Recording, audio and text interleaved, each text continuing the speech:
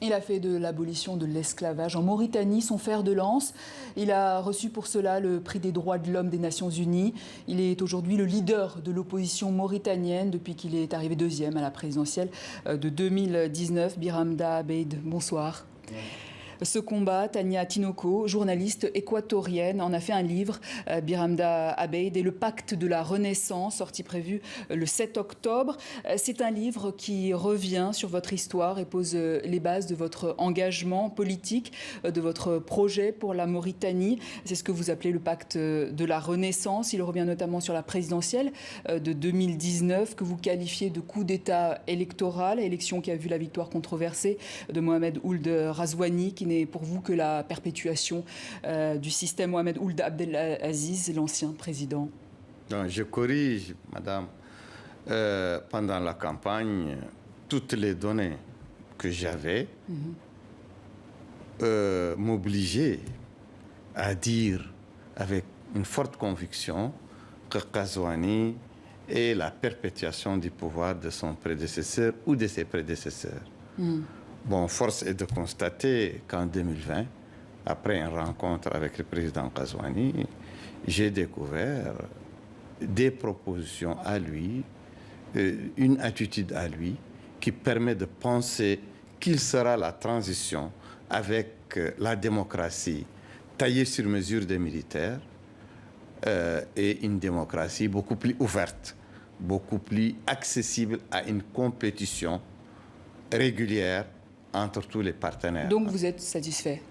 Pas du tout satisfait, mais quand même concernant l'apaisement, concernant la levée des poursuites judiciaires, la cessation de la diabolisation et de la persécution de l'opposition droit de l'homiste et politique, il y a un changement réel. Reste à encore aller de l'avant dans un dialogue ou concertation qui permettrait de régler le problème des libertés démocratiques, c'est-à-dire l'abolition de ces lois apocryphes qui interdisent les partis politiques, interdisent les ONG pour donner les coups de franche au pouvoir en place face à des conquérants qui n'ont aucune envergure. Voilà, et aussi, ça pourra ouvrir un dialogue politique sur les questions de fond, c'est-à-dire la question de la cohabitation entre les Mauritaniens, qui implique le début de règlement de ce que certains appellent le pass humanitaire, ce que certains appellent le génocide, l'épuration ethnique ou la tentative de génocide.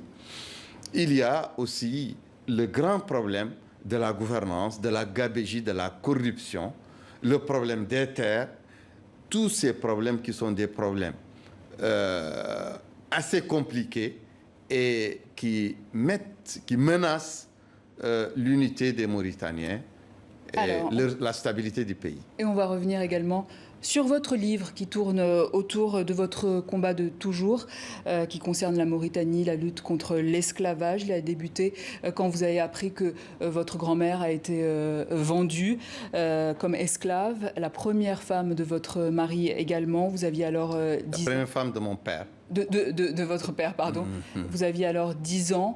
Évidemment, c'est un choc pour vous. Oui, c'était un choc pour moi. Et effectivement, ça a changé ma vie d'enfant parce que j'avais donné une promesse à mon père, un serment. Lorsqu'il me l'a demandé, et il m'avait expliqué qu'il m'a mis à l'école justement pour percer le secret des livres qui codifient l'esclavage chez nous et pour m'opposer à l'esclavage, ce que j'ai fait. Et je continue à faire jusqu'à maintenant. Ce livre, c'est le Khalil, qui est une sorte de code noir. Racontez-nous. Plusieurs livres, dont le livre de Khalil, qui sont la somme de toute la jurisprudence des États musulmans, du Moyen-Âge jusqu'à nos jours, et qui sont des livres qui codifient, qui légitiment, et même qui sacralise l'esclavage Et chez nous, ce livre continue à être en vigueur dans l'enseignement public, dans l'enseignement privé, coranique, Oui.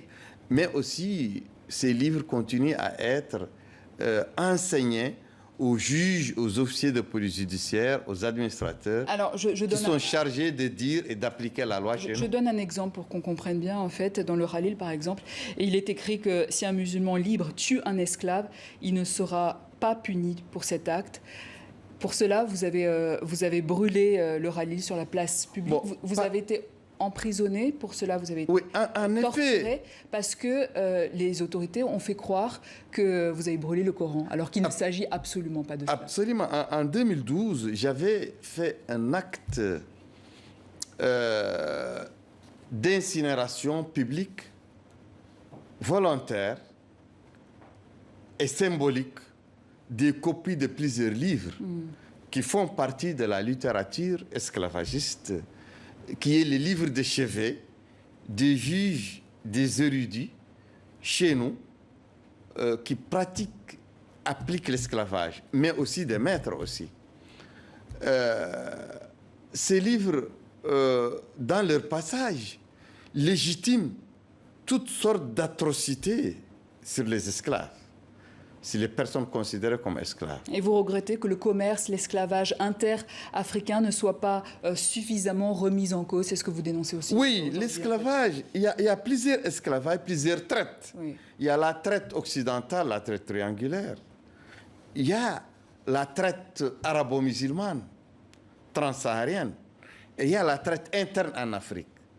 Ce qui est grave, c'est que les fondateurs, les pionniers de la lutte contre l'esclavage transatlantique, contre l'apartheid, contre le colonialisme, contre l'impérialisme et pour les indépendances, ces pionniers ont totalement omis et passé sous silence l'esclavage qui se pratiquait entre Africains et qui est antérieur à tous les esclavages, mais aussi la traite orientale, la traite arabo-musulmane, qui a aussi saigné l'Afrique, la traite atlantique. Et un pouvoir qui collabore avec les pays occidentaux, vous dites, et qui creuse en fait les inégalités, la pauvreté, c'est ce que vous dites. Absolument, absolument. Tous les Il nous pouvoirs. reste plus que quelques secondes, monsieur. Oui, absolument. Tous les résumer. pouvoirs issus de l'indépendance, Oui.